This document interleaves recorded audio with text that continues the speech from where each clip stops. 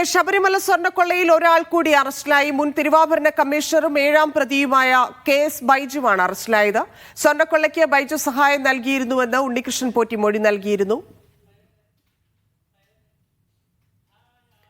വിവരങ്ങളുമായി സനിസ ശോഭാചന്ദ്രൻ ചേരുന്നുണ്ട്. സനിസ, അറസ്റ്റ് രേഖപ്പെടുത്തിയിരിക്കുന്നു. 7ാം പ്രതിയായാണ് അറസ്റ്റ് ചെയ്തിരിക്കുന്നത്. ഇതിപ്പോൾ സ്വർണ്ണക്കൊള്ളയുമായി ബന്ധപ്പെട്ട് 4ാമത്തെ അറസ്റ്റാണ് നടന്നിരിക്കുന്നത്. എന്തൊക്കെ നടപടികളിലേക്ക് SIT കടന്നിരിക്കുന്നു? ചോദ്യം ചെയ്യലാണോ? വിശദാംശം. ധന്യ, അല്പസമയം മുൻപാണ് KS ബൈജുവിനെ വൈദ്യപരിശോധനയ്ക്ക് ശേഷം ഇവിടെ ക്രൈംബ്രാഞ്ചിന്റെ ആസ്ഥാനത്ത് ഇഞ്ചക്കലിൽ എത്തിച്ച് ഇപ്പോൾ ചോദ്യം ചെയ്യൽ തുടരുകയാണ്. ഇത്തരത്തിൽ 2019 ഈ മഹിസർ ഈ ദ്വാരപാലക ശില്പപാളികൾ ചെന്നൈ സ്മാർട്ട് ക്രിയേഷൻസിലേക്ക് കൊണ്ടുപോകുമ്പോൾ ആ സമയത്ത് തിരുവാഭരണ കമ്മീഷണർ KS ബൈജു ആയിരുന്നു. ഈ ദ്വാരപാലക ശില്പപാളികൾ ചെമ്പെന്ന് മഹിസറിൽ എഴുതിയതും അതുപോലെ തന്നെ ദ്വാരപാലക ശില്പപാളികൾ ചെന്നൈയിൽ കൊണ്ടുപോയി തിരിച്ച് അത് സന്നിധാനത്ത് എത്തിക്കുമ്പോഴൊക്കെ തിരുവാഭരണം കമ്മീഷണറായി തുടർന്നത് KS ബൈജു ആണ്. ഇതിൽ സ്വർണ്ണപ്പാളികൾ ചെമ്പെന്ന് സ്ഥലത്ത് ഉണ്ടായിരുന്നില്ല.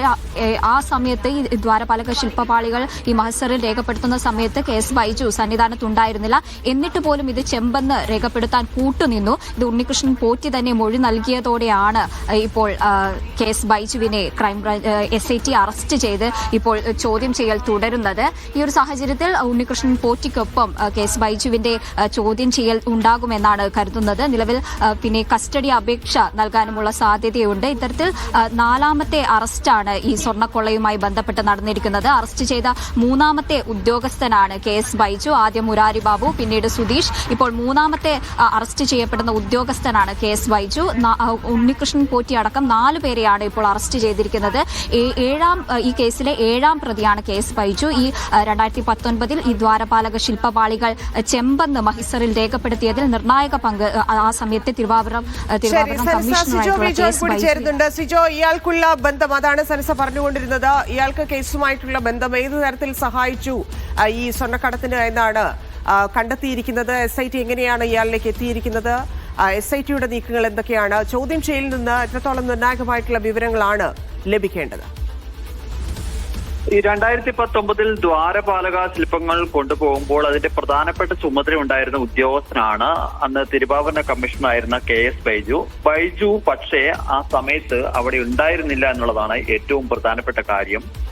അന്ന് ആദ്യം ഈ സ്വർണ്ണപ്പാളികളെ ചെമ്പെന്ന് രേഖപ്പെടുത്തുന്ന മുരാരി ബാബുവാണ്. അതിനുശേഷം ഇത് കൊടുത്തു വിടുന്ന സമയത്ത് ഇയാളുടെ അവിടെ ഉണ്ടാകേണ്ടതാണ്. ഇയാളാണ് ഇതിന്റെ കൃത്യമായ തൂക്കം രേഖപ്പെടുത്തുകയും അത് മഹസറിലൊക്കെ എഴുതുകയും ഒക്കെ ചെയ്യേണ്ടിരുന്നത്. പക്ഷേ അയാൾ അവിടെ ഉണ്ടായിരുന്നില്ല എന്നുള്ളത് മാത്രമല്ല, പല തെറ്റായ വിവരങ്ങളും അതിൽ പിന്നീട് രേഖപ്പെടുത്തുകയും ചെയ്തു എന്നുള്ളതാണ് കണ്ടെത്തിയിരുന്നത്.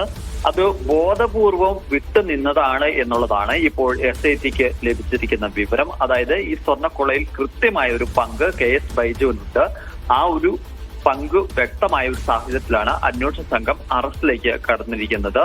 നേരത്തെ പ്രാഥമികമായ ചോദ്യം ചെയ്യൽ നടത്തിയിരുന്നു. അതിനുശേഷം വിശദമായി തന്നെ ഉണ്ണികൃഷ്ണൻ പോറ്റിയെയും ചോദ്യം ചെയ്തു. ഉണ്ണികൃഷ്ണൻ പോറ്റിയും ഇയാൾക്കെതിരെ മൊഴി നൽകിയതായിട്ടാണ് ലഭിക്കുന്ന വിവരം. അതിന്റെ ഒരു പശ്ചാത്തലത്തിൽ കൂടിയാണ് KS ബൈജുവിന്റെ അറസ്റ്റിലേക്ക് അന്വേഷണ സംഘം കടന്നിരിക്കുന്നത്.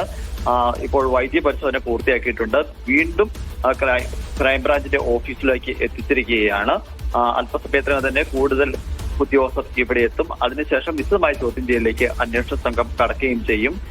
പിന്നീട് നാളെ അന്വേഷണ സംഘം റാന്നിയിലെ കോടതിയിൽ ഹാജരാക്കും. തുടർ ചോദ്യം ചെയ്യലിനായി കസ്റ്റഡിയിൽ വാങ്ങാൻ